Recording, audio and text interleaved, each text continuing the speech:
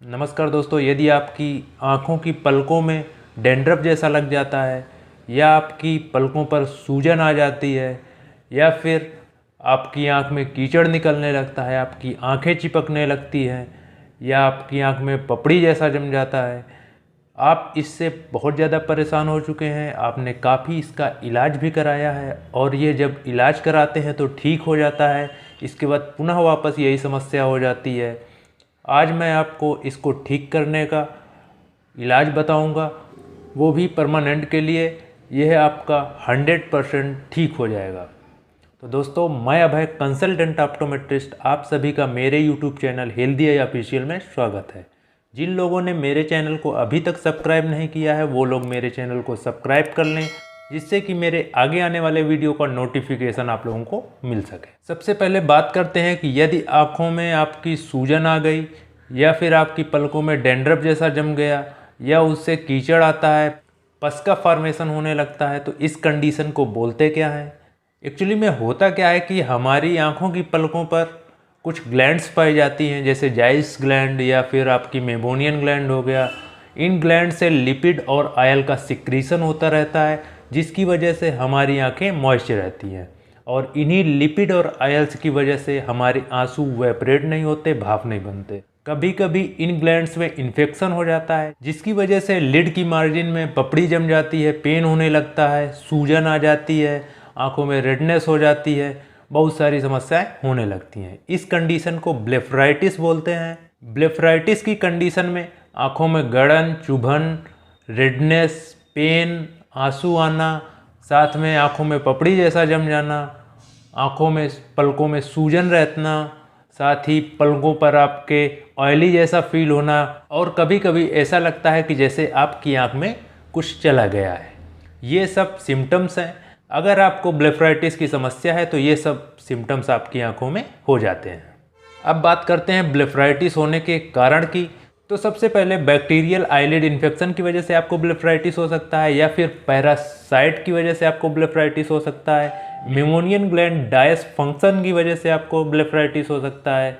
Fungal eyelid infection, आपकी eyelid पर fungal infection हो गया जिसकी वजह से ब्लेफराइटिस की समस्या हो जाती है। ये सब ब्लेफराइटिस के कारण हैं, इनकी वजह से आपको ब्लेफराइटिस की समस्या हो सकती है। ब्लेफराइटिस कई प्रकार की होती है। अगर बैक्टीरिया की वजह से ब्लेफराइटिस हो गया तो बैक्टीरियल ब्लेफराइटिस बोलते हैं, और कभी कभी अल्सरेटिव और पैरासेटिव ब्लेफराइटिस भी हो जाती है।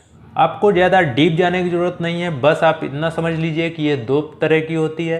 Squamous blepharitis. स्क्वेमस ब्लेफराइटिस की कंडीशन में आपकी आंख के अंदर साइड कोई भी समस्या नहीं होती, ना ही उसमें अल्सर होते हैं, ना ही रेडनेस होती है, ना ही उसमें किसी तरह का पेन होता है। बस आपकी पलकों में डैंड्रफ जैसा हो जाता है, साथ ही आपकी पलकों पर चिकनापन या फिर उसमें आयलीपन हो जाता है, और इस कंडीशन में कोई भी समस्या नहीं होती है। दूसरा आपका जो है अल्सरेटिव ब्लेफराइटिस। इस कंडीशन में आपकी आंख में छोटे छोटे अल्सर हो जाते हैं, घाव हो जाते हैं, साथ ही आपकी आंखों में पेन होने लगता है, पस का फॉर्मेशन होने लगता है, आपकी आंखों में सूजन आ जाती है और आंख में पपड़ी जैसा जम जाता है। ये सब आपकी अल्सरेटिव ब्लेफराइटिस की कंडीशन है। इसका काफ़ी ज़्यादा ट्रीटमेंट कराने के बाद भी यह ठीक नहीं होता, क्योंकि इसका बैक्टीरिया आपकी आंख में हमेशा बना रहता है, वो कभी भी ख़त्म नहीं होता, जिसकी वजह से आप ट्रीटमेंट ले लेते हैं, उसके बाद भी यह ठीक नहीं होता, यह आपकी आंख में बार बार हो जाता है। अब बात करते हैं इसके ट्रीटमेंट की। तो इसके ट्रीटमेंट में आपको पलकों की साफ़ सफाई रखना बहुत ही ज़्यादा ज़रूरी है, वो भी एक अच्छे तरीके से, वो सही ढंग से होनी चाहिए, जिसके लिए आप एक साफ़ कपड़ा लीजिए, उसको गर्म पानी में डाल करके निचोड़ करके आप अपनी आँखों की सिकाई करिए, वो भी दिन में कम से कम 4 से 5 बार। और जैसे जैसे आपकी आई की कंडीशन ठीक होती जाती है उस तरह आप उसको सिकाई का जो ड्यूरेशन टाइम है 4 से 5 बार है, वो धीरे धीरे कम कर सकते हैं। साथ ही आप आईलिड क्लीनर लेकर के या फिर आप बेबी शैम्पू को घोल करके उससे आप अपनी आईलिड की सफाई करिए। इसके बाद आप अपनी आँखों को साफ़ पानी से धुल लीजिए।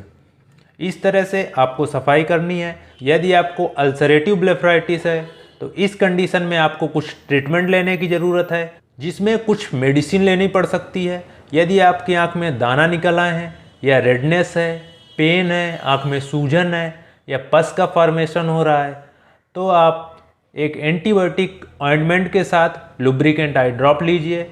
साथ ही यदि यह आपकी कंडीशन ज़्यादा क्रिटिकल हो रखी है तो फिर आप ओरली कुछ दवाएं ले लीजिए। उसमें आप एंटीबायोटिक साथ में एनाल्जेसिक दवा ले सकते हैं, जिससे कि पेन में भी आपको रिलीफ मिल सके। लेकिन जो आँख में लगाने वाला आपका ऑइंटमेंट है उसको 2 से 3 महीने तक यूज करना पड़ेगा, क्योंकि जो बैक्टीरिया होता है स्टेफिलोकोकस वो आसानी से नहीं ख़त्म होता है। वो आपकी आँख में बार बार इन्फेक्शन फैला देगा, जिसकी वजह से अगर आप इसको ज़्यादा टाइम तक, ज़्यादा ड्यूरेशन तक यूज करते हैं ऑइंटमेंट को, तो फिर वो धीरे धीरे आपको इस कंडीशन से, इस समस्या से छुटकारा दिला देगा, जिससे कि आपकी यह समस्या हमेशा के लिए ख़त्म हो जाएगी।